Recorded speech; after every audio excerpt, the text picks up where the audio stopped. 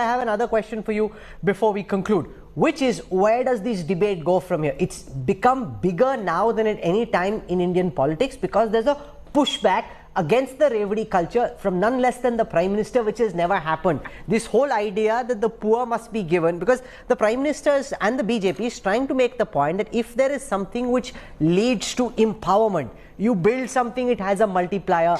Those are the kind of welfare schemes we should be investing in, rather than just subsidies which take care of your immediate requirement but don't build any capacity, whether it is physical capacity or technical capacity or intellectual capacity or ability to work in the future. That's the differentiation the Prime Minister is trying to draw, which is crucial for the government and for Indian politics at this juncture.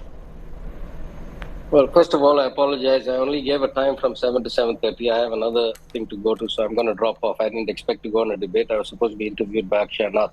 Then the game was switched on me. I agreed to come on. I'm just going to make the point. Yes. Either you must have a constitutional basis to say what you're saying, in which case we all listen. Or you must have some special expertise. You must be a double PhD in economics. You must have some Nobel Prize. You must have something that tells us that you know better than us. Or you must have a performance track record that shows that you have grown the economy wonderfully, that you have brought down the debt, that you have increased the per capita income, that you have created jobs. Then we say, oh, we listen. When neither of these is true, why should we listen to somebody's view? What makes that the gold standard? What makes that the word of God? I'm a believer. I believe in God. I don't believe that any man is God.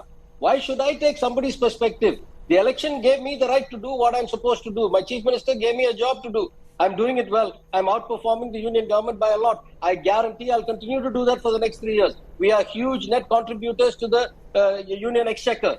Huge. 1 rupee goes from us, we hardly get 35, 33 paisa back. What more is it you want me to do? Why should I listen? On what basis? Do you have a constitutional basis? No.